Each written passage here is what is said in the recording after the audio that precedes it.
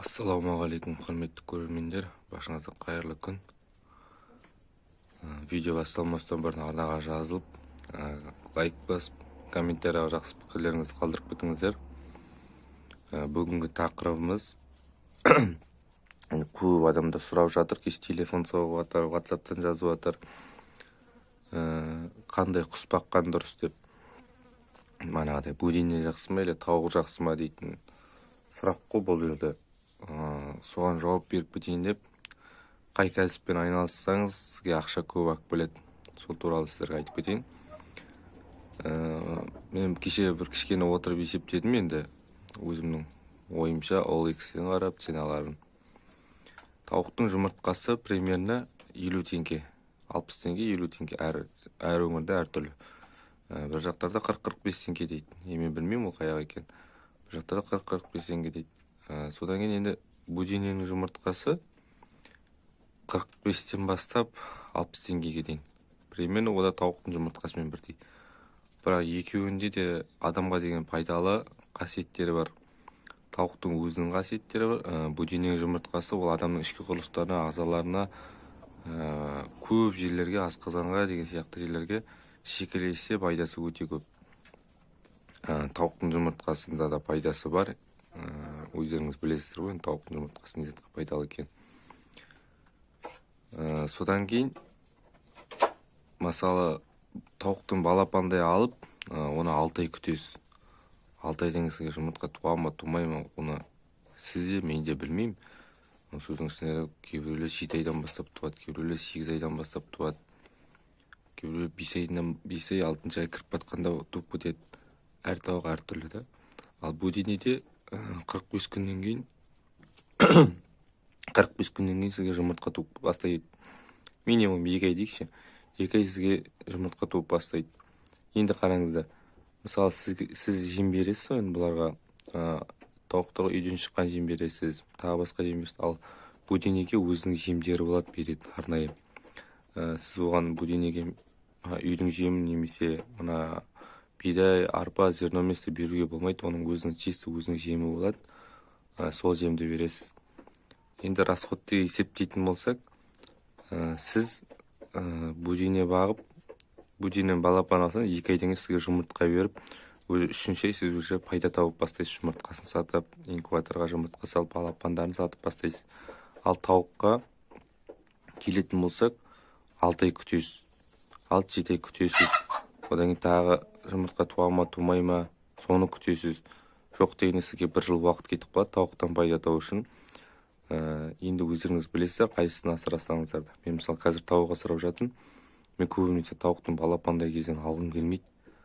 Неге екенін сіздерге айтып кетейін. Неге екенін, мен оны 6 ай бойы тамақтандырамын, жем берем. Маған біршама расход кетіп қалады оған. Оданша мен соның барлығын есептей келе 7 айлық, 8 айлық тауықтар алып, не болмаса 1 жылдық тауықтар алып, маған ол тауықтар 2 жыл қызмет атқарады. 2 жылдан мен оларды сатып жіберіп, или болмаса етті бағытта етке жіберем. Етке жібергенде өзім жеймін, не болмаса көршілеріме дүкенге апарып сатам. Солай да қызмет жасайды. Енді әр адам өздері біледі, не асыраса да. Бірақ та енді алдағы уақытта қазірден бастап уже сіздер тауық алып қойсаңыздар, бөдене алып қойсаңыздар, келесі жылы ол екеуі де қымбатсып кетуі мүмкін. Қазіргі таңда көбінесе адамдардың барлығы жазып жатыр ғой, енді жем қымбат деп. Жем қымбатсыған сайын тауықтың да ценасы өседі. Тауыққа жоқ дегенде 100 теңге, 200 теңге қосылып жатыр. Бөденеге де қазір бөдене 1000-1200 теңге болса, ертең ол 1500 теңге болып кетуі мүмкін, оған ешкім кепілдік бере алмайды. Сол себепті қазірден бастап алатын нәрселеріңізді келесі жылға дейін алып үлгеріп қалыңыздар. Әйтпесе барлығы қымбатсып кетуі мүмкін. Инкубатор алып алыңыздар, 100 бөдене алып тұрсаңыздар, 50 тауық алып тұрсаңыздар, сіздерге былай пайда алып келеді. Мысалы, мен сіздерге айтып кетейін. 2016-та, мысалы 2016-та мен Атырау қаласынан Ескі базар дейтін жерде атыраулықтар біледі. Содан 250 теңгеге балапан алдым. 250 теңгеге балапан алдым. Содан кейін 2017-ден бастап мен Оралға көшіп келдім. 2018-де Оралдан тағы алдым балапан. онда да 350 теңге болып кетті уже. Қазір балапандар 500 теңге мен 1000 теңгенің аралығында болып кетті. Үй тауықтарынікі 400 теңге. Көрдіңіздер ме? Жыл сайын тауыққа баға 100 теңге 50 теңге қосылып жатыр. Ертең білмейсіздер осылар. Мысалы қазір үй тауықтарының өзі 3000, 3500, 4000-ға дейін кетіп жатыр. Үй тауықтарының жұмыртқасының өзін мысалы қымбатқа сатып жатыр. Сол себепті мен сіздерге айтарым, қазірден бастап тауықтар алыңыздар, үлгеріп қалыңыздар. Енді кәрі тауықтарды сатып жүруі мүмкін, әр адам әртүрлі сатады. Біреулері алдап сатады, біреулері арбап сатады дегендей ғой. Енді сауда болғасын алдайды. Саудада жүрген адамдар енді көбінесе алдап сатқан жақсы көреді ғой. Сіздерге енді 1,5 жылдықты 1 жылдықты сатып жіберуі мүмкін. Сол себепті мен сіздерге бірден айтайын, тауық алатын болсаңыздар 6-7 айлықтарын аласыздар, минимум 8 айлықты алыңыздар. 8 айлықтардың айдарлары уже көрініп тұрады, кішкентай болады. Ал үлкен тауықтардың айдарлары уже құлап жатады да, ол дейтін енді породистый тауыққа байланысты Ламан Браун легорында жұмыртқа бағытында асырасаңыздар болады. Адлер, Австралоп, Кучиндердің инкубаторға жұмыртқасын сатам және балапан шығарып сатам, алсаңыздар болады. Сол себепті үй тауықтарының кәрі жасын айдарынан ажырата алмайсыздар. Мен сіздерге айтайын, олардың айдарлары қанша тауық дейтін 4 жыл болса да айдарлары құттай өседі, ол айдарлар қайырылмайды. Сол себепті алданып қалмаңыздар. Мысалы міне менде мынада жүргенде 1 жылдан асып кеткендер бар, айдарларын көріп тұр ғой. Енді анау шетте тұрған балапаншар, анау жерде тұрған балапаншар, айдар жаңадан шығып жатыр. Әлі жұмыртқаға кірген жоқ. Тағы сондай біреу бар, жұмыртқаға кірмеген, жас әлі. Айдарлар анандай болады, ар жақ шетте бұрышта тұр ғой, денесін шұқылап. Сондай болады балапан деген. Сол себепті алданып қалмаңыздар. Атиштікін енді айыру оңай, тепкішінен білесіздер. Анау жерде тепкіші кішкентай болса, ол жас болады. 1 жылдықтардың тепкіштері уже біршама шығып қалады. Сол себепті атиштіктің жасын алған дұрыс болады. Сізге 2-3 жыл қызмет атқарады. Будинеге келетін болсақ, будинеден де пайда өте көп. Олар дейтін 1 жыл сізге жұмыртқа туып қызмет атқарса, енді білмеймін 1 жыл деп, мен өзімнің есебім бойынша айтып жатырмын. Ертең Алла қаласа өзімді алам будине. Сол өзімнің немді сіздермен жоспарымен бөлісіп жатырмын. Мысалы мен ертең будине алатын болсам, туып тұрған будине алам, 2 айлық жарым будине алам. И соны мен жұмыртқасын туғызам, 1 жыл асырайым. 1 жылда мен мысалы 3 клетка жасаймын енді. 3 клеткаге примерно 1 жылдықтан есептеймін ғой енді. Біреуіне 100-300 бас будине асырасам, соның 100 басын, үстінде тұрған 100 басын сойып тастаймын да, етке өткізіп бастаймын.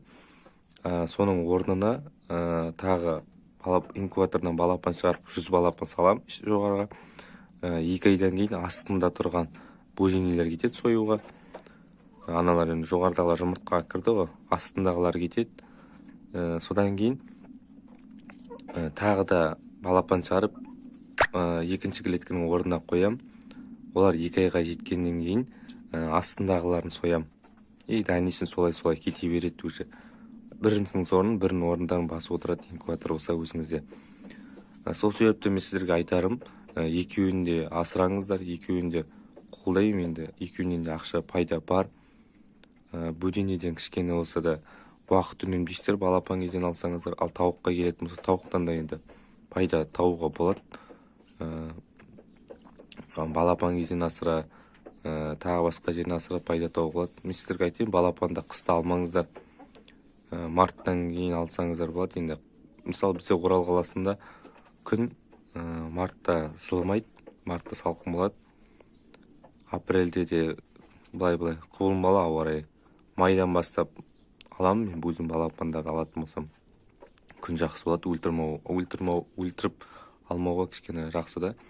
Сол себепті сіздерге айтарым, енді Атырау қаласында, Алматы қаласында ауа райлары жақсы шығар. Енді Алматыда кішкене суық болар, бірақ Атырауда көп қыс болмайды. Сол себепті март айынан бастап деп айтайыншы, енді қай қалада тұрсаңыздар, март айынан бастап балапанды алсаңыздар, сіздерге сентябрьге дейін ол тауық жұмыртқаға кіреді. Өзі сіз сентябрьден бастап пайдасын табасыздар. Жаз уақытында Бұларға үйдің жемдерін берсеңіздер болады. Үйден шыққан отходтарды бере бересіздер. Және де көк шөпке жаясыздар. Солай балапандар өсіріп алуға болады. Ал енді қыс уақытында бұларға шөп керек болады. Енді балапандарға не бересіз? Чисто жем алып келесіз, бидай алып келесіз, арпа алып келесіз де, көк шөп өсіресіз де, соны бересіз қыста да. Мен алдыңғы жылы сөйтіп бердім, өз басым. Шығынға батып кеттім да, қыста балапан ұстайын деп. Сол себепті балапан алсаңыздар жаз уақытында алыңыздар. Сізге 6 айдан жұмыртқа береді. 6 айдан кейін пайдасын көресіздер. Әр тауықтың әр қалай енді адамның баққанына байланысты жұмыртқаға кіреді. Тауықта біреулердікі 5 ай жарымда жұмыртқаға кірді дегенді естідім мен өзім. Сол себепті екеуінде қолдаймын мен. Сіздер де екеуінде асырап көріңіздер, өздеріңізге қайсысы ыңғайлы соған көшесіздер.